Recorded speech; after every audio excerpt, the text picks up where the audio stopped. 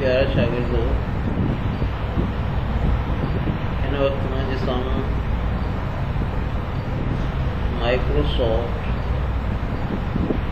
Microsoft office one note खुलियल आहे। तमामु बहितरीन सॉफ्टवेयर आहे। तव्हां कॾहिं MS ऑफिस खे खोले करे कुझु प्रैक्टिस कंदा कयो। लाज़मी तव्हांखे हर ॻाल्हि पहिरीं सम्झ में कान ईंदी, पर तव्हां प्रैक्टिस कंदा, हर ऑप्शन खे तव्हां खोले ॾिसो, उनखे इस्तेमालु करियो, कोशिशि करियो, उनखे सम्झण जी कोशिशि करियो। जॾहिं तव्हां कंहिं बि शइ जी प्रैक्टिस कंदव त तव्हांखे ख़ुदि ब ख़ुदि आइडियो थी वेंदो त हीउ जेको आइकॉन आहे या हीउ ऑप्शन आहे, इन जो मक़सदु छा आहे। उनजे करे असांखे कोशिशि करे कम अज़ कम जेके नौजवान आहियो, तव्हां मोबाइल सां गॾोगॾु कंप्यूटर खे सिखण जी कोशिशि कयो। ऐं कंप्यूटर में जेका बेसिक नॉलेज आहे, यानी टाइपिंग तव्हांखे अचे, तव्हांखे उनजा मुख़्तलिफ़ जेके ॿिया सॉफ्टवेयर आहिनि, MS ऑफिस जा, MS वर्ड, उनखे तव्हां सम्झण जी कोशिशि करियो। तमामु ज़रूरी आहे, लाज़िम आहे। अहिड़े तरीक़े सां एक्सेल आहे, थोरो मुश्किल ज़रूरु आहे, पर उहो बि तव्हांखे सम्झ में अची वेंदो जॾहिं तव्हां प्रैक्टिस कंदव। पावर पॉइंट आहे, ऐं हीउ वन नोट आहे। उनखां अलावा पिक्चर मैनेजर आहे। मुख़्तलिफ़ क़िस्म जा हिन में सॉफ्टवेयर अची चुका आहिनि। उनजी प्रैक्टिस करियो।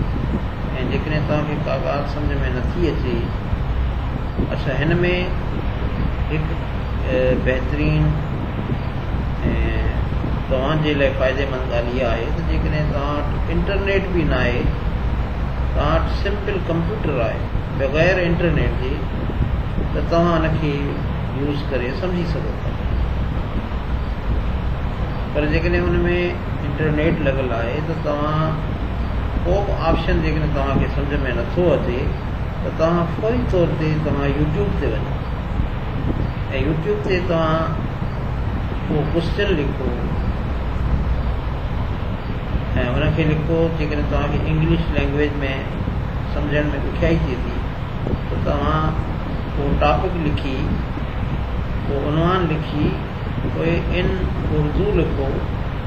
ऐं जेकॾहिं सिंधी ज़बान में अञा असां वटि एतिरा घणा वीडियोस अञा कोन आया यूट्यूब ते, ख़ासि करे सिखिया जा वीडियो, उहे तव्हांखे उर्दू में मिली था वञनि। हिंदी में तमामु घणा आहिनि, सिंधीअ में तमामु घटि आहिनि, बल्कि न हुअण जे बराबरि आहिनि। उनजो वाहिद सबबु इहो आहे त असां सिंधी माण्हुनि कॾहिं इन तरफ़ तवजह कोन ॾिनी। पर हाणे उहो वक़्तु न आहे जो असां इन्हनि शयुनि खां परे रहूं। असांखे इन्हनि शयुनि खे सिखणो पवंदो ऐं असांखे इन्हनि खे पॉज़िटिव इस्तेमालु तरफ़ वञणो पवंदो, त जीअं असां वधि खां वधि इन्हनि जेके जदीद टेक्नोलॉजी जी शयूं आहिनि, उन्हनि मां असां फ़ाइदो हासिलु कयूं।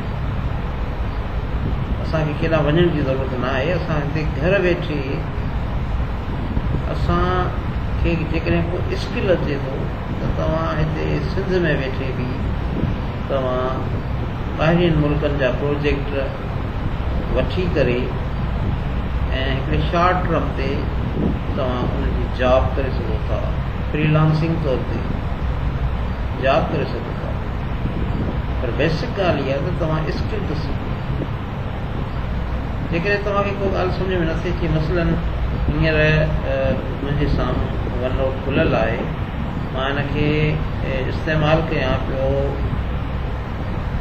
सपोज़ करियो फ़र्ज़ करियो त मां हिन में टूल्स ऑप्शन खोलियां थो। टूल्स ऑप्शन में मां हेठि वञा थो। जेकॾहिं असां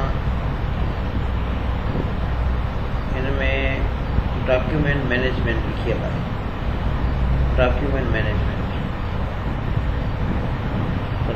जेकॾहिं कंहिंखे सम्झ में नथी अचे त उहो फ़ौरन हितां डॉक्यूमेंट मैनेजमेंट जो जेको स्पेलिंग आहे या तव्हां खणी करे यूट्यूब ते तव्हां लिखंदो व्हाट इज़ डॉक्यूमेंट मैनेजमेंट इन MS ऑफिस OneNote